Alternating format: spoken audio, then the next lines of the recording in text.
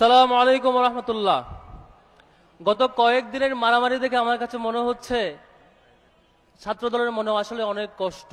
17 বছর না খেয়ে থেকে ক্ষমতায় আসার পরও ছাত্র শিবিরের কারণে গত 5 মাস এখনো না খেয়ে আছে।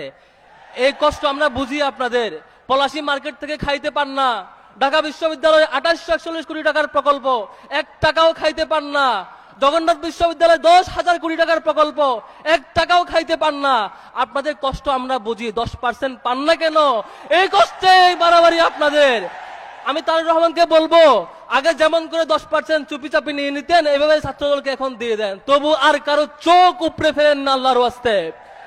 10% নীরবে দিয়ে দেন প্রয়োজনে, তবু ঢাকা আলিয়ার হল বন্ধ করেন না আল্লাহর ওয়াস্তে। আপনাদেরকে অনুরোধ করবো, সংগ্রামী ছাত্র জনতা, ছাত্রদল মনে করেছে 91 সালে ক্ষমতায় আসার পরে যেমন করে প্রত্যেকটা হল দখল করেছিল তেমন করে পারবে। এখন পর্যন্ত ঢাকা বিশ্ববিদ্যালয়ে হল দখল করার জন্য 5 বার চেষ্টা করেছে, প্রত্যেকবারই ব্যর্থ হয়েছে। জগন্নাথ বিশ্ববিদ্যালয় দখল করার জন্য অনেকবার চেষ্টা করেছে, প্রত্যেকবারে ব্যর্থ হয়েছে।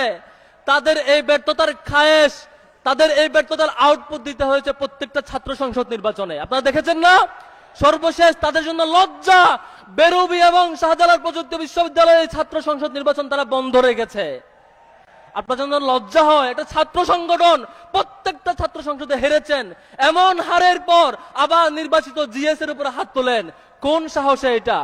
সংগ্রামী ভাইরা, আমি তারেক রহমানকে অনুরোধ করব, শেখ হাসিনাকে ডুবানোর জন্য খুব বেশি কিছু লাগে নাই। ছাত্রলীগের কুকর্মই শেখ হাসিনাকে দিল্লি পাঠিয়ে দিছে। আপনি তারেক রহমান ট্রাফিক সিগন্যালে দাঁড়িয়ে থাকেন জনপ্রিয়তার জন্য, আপনি তারেক রহমান নিজে গিয়ে খাল খনন করেন জনপ্রিয়তার জন্য, এই জনপ্রিয়তা থাকবে না। ছাত্র দলের কর্মের কারণেই আপনার পতন সুনিশ্চিত দেখা যাচ্ছে। আপনি যদি ঠিকঠাক 5টা বছর ক্ষমতায় থাকতে চান, অনুরোধ করব ছাত্র দলের সন্ত্রাসী কার্যক্রম থামান। গতকালকে দেখলাম হাসপাতালে হামলা করেছে। হাসপাতালে একজন রোগী বলছে, ভাই আমি রোগী, রেগুলার রোগী, এখানে চিকিৎসা নিতে এসেছি, তার উপর চাপাতি দিয়ে কুপিয়েছে। ঢাকা আলিয়ার অধ্যক্ষের উপর চাপাতি দিয়ে মাথা দ্বিখণ্ডিত করেছে। এই কায়দা আমরা দেখেছিলাম ইসরায়েলে।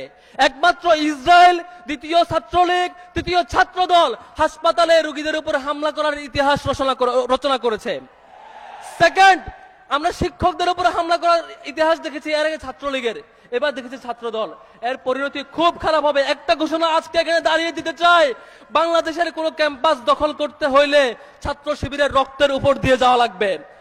যতদিন ছাত্র শিবিরের কোন কর্মী বেঁচে থাকবে, কোন দায়িত্বশীল বেঁচে থাকবে, আমরা ঢাকা বিশ্ববিদ্যালয়, ঢাকা কলেজ, ঢাকা আলিয়া, জগন্নাথ বিশ্ববিদ্যালয় একটা ক্যাম্পাসে দখল হইতে দিব না ইনশাআল্লাহ।